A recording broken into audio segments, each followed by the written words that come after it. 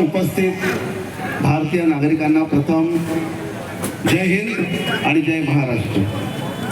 आज आपण येथे पहलगाम येथे जो भ्याड हल्ला झालेला आपल्या नागरिकांवर, आपल्या भाऊबंधांवर, त्याचा निषेध म्हणून आपण इथे या ठिकाणी गजर बांध 99 शाखेचे शाखा प्रमुख आहेत श्री भीम अर्जुन घाडगे, त्यांच्या नेतृत्वात, तसेच आमचे वरिष्ठ आहेत इथे विभाग संघटक मोहम्मद भाई शेख, विधानसभा प्रमुख महिला आहेत शोभाताई पावले, 99च्या महिला शाखा प्रमुख आहेत निर्मलाताई पाटील, तसेच माझे मित्र संतोष ठाकूर आणि इतर सर्व मान्यवर उपस्थित पदाधिकारी यांच्या नेतृत्वात आपण हा निषेध कार्यक्रम घेतलेला आहे. मी पुन्हा एकदा एकच गोष्ट सांगेन की घडलेली घटना घडलेली आहे, त्यात आपण बदल करू शकत नाही. पण येणाऱ्या काळात अशी घटना माझ्या शेजारी, माझ्या घराशेजारी प्रत्येकाने असा विचार केला पाहिजे की माझ्या घराशेजारी अशी कुठची घटना घडू नये, त्यासाठी आपण काय केलं पाहिजे.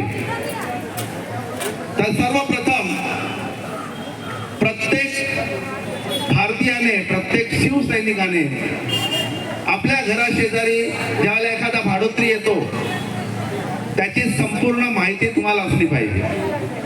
तो कुठून आलेला आहे, तो एखादा बांगलादेशी तर नाही आहे ना, पाकिस्तानातून आलेला तर नाही ना, किंवा एखादा रोहिंग्या. बघा, बऱ्याचशा गोष्टी सर्वजण, सर्वसामान्य लोक जे असतात ना, आता इथे माझ्या माता भगिनी आहेत, त्या सर्व न्यूज चॅनल पाहतात, त्यांना एवढी कामं असतात, ती कामं केल्यानंतर संध्याकाळी थकून त्या झोपून जातात. पण आपल्याला आता थोडासा आळस, थोडासा जो आराम आहे तो दूर ठेवून या गोष्टीकडे लक्ष दिलं पाहिजे. असे लोक आपल्या इथे येतात आणि अशा लोकांना Aadhaar card, ration card, PAN card इत्यादी ज्या शासकीय जी कागदपत्रे आहेत ती कोण देतो, कोण बनवून देतो. मी तुम्हाला आता विश्वासाने एक गोष्ट सांगतो की तुमच्यापैकी कित्येक लोक जी या भारतात, या महाराष्ट्रात, या मुंबईत जन्मलेले आहेत, पण त्यांच्याकडे कागदपत्र नसतील, पण या बाहेरून आलेल्या लोकांकडे कागदपत्र असतात. तुम्हाला कागदपत्र बनवण्यासाठी एवढा त्रास होतो, 10व्या सरकारी कचेऱ्यांमध्ये तुम्हाला चप्पल घासावे लागतात. पण अशा लोकांना मिळतात का? कारण त्यांच्यावर राजकीय पक्षाचा वरदहस्त असतो आणि ते कागदपत्र देणारे आपल्यातलेच असतात. भडवे, हे भडवे आपल्यातलेच असतात. अशा लोकांना रिक्षा फिरतात या बांधावर अनेक रिक्षा आहेत, त्या रिक्षा रस्त्यावर आल्या तर रस्त्यावर चालायला जागा होणार नाही. हे रिक्षावाले कुठून आले, सगळ्यांचा तपास आहे तुमच्याकडे. कुठून आलेले, त्यांच्याकडे बॅच आहे, परमिट आहे, आधार कार्ड सहज बनते, रेशन कार्ड सहज बनते, बनवणारे आपलेच भडवे. या भारतामध्ये पूर्वीपासून पाकिस्तानाला जावयासारखं वागवणारे महात्मा गांधी आणि त्यांची पिलावळ सगळी सतत चालत आली आहे. वरून इतिहास वाचा, आपण आपला इतिहास वाचत नाही, तिथे आपण चुकतो.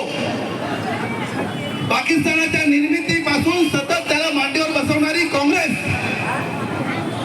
या काँग्रेसमध्ये जर एक हिंदू असेल तर तो नालायक आहे. त्यांनी पहिल्या क्षणी काँग्रेस सोडले पाहिजे. देशाचा घात करणारी जी सत्ता पक्ष असेल कोणता, ते काँग्रेस. स्वातंत्र्य ज्यावेळेला मिळालं त्यावेळेला सरदार वल्लभभाई पटेल आणि जवाहरलाल नेहरू 2 प्रतिनिधी होते पंतप्रधान पदासाठी. पटेलांना 14 मतं भेटली आणि नेहरूंना फक्त 2 मतं भेटलेली, तरी सुद्धा गांधीजींच्या आग्रहानुसार त्यांना पंतप्रधान करण्यात आलं.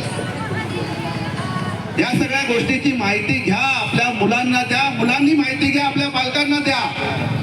कारण भारत आपल्याला वेगळ्या प्रकारे घडवता येईल. नाहीतर हे असे दहशतवादी हल्ले होतच राहणार आणि त्याच्यासाठी या हल्ल्यांना रोखायचं असेल तर ज्याप्रमाणे 2014 मध्ये मोदींचं राज्य आलं, त्याप्रमाणे या महाराष्ट्रात, या भारतात आपलं राज्य तसंच टिकवायचं असेल तर आपण पहिला काँग्रेसला नष्ट केलं पाहिजे. कारण ह्या सगळ्याचा जो मूळ बिंदू आहे जी जन्मदात्री आहे या गोष्टींची ती काँग्रेस आहे. मी पुन्हा एकदा या मंचाच्या रूपाने आवाहन करतो की जे काही हिंदू या काँग्रेसमध्ये आहेत त्यांनी प्रथम या काँग्रेसमध्ये बाहेर पडलं पाहिजे, नाही तर आपण त्यांना इथून हकलून दिलं पाहिजे. ज्या काँग्रेसचा इतिहास इतका घाणेरडा, इतका दरिद्री आहे, त्या काँग्रेसमध्ये तुम्ही राहूच कसे शकता? आणि आता तुम्ही टीव्ही मीडिया पाहिला तर पहा काय चाललंय की हा हल्ला हिंदूंनीच घडवलेला आहे, हा हल्ला मोदींनीच घडवलेला आहे. कारण निवडणुका येत आहे, या सगळ्या फेक नॅरेटिव्ह हा विषय चालवला जातो. आपल्या भारतामध्ये सार्वभौम आहोत आपण. हिंदू, मुस्लिम, सिख, इसाई असा कधीच भेद केलेला नाहीये. या मंचाच्या माध्यमातून तुम्हाला आणखीन एक गोष्ट सांगतो.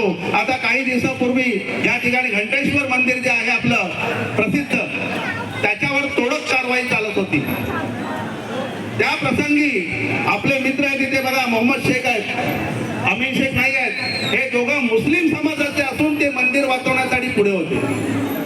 मग कुठेतरी हा जो विषय आहे की या भारतामध्ये हिंदू मुस्लिम चांगले एकत्र राहत आहेत, त्याला कुठेतरी तडा देण्यासाठी हा फेक नॅरेटिव्ह पाकिस्तान मार्फत चालवला जातो.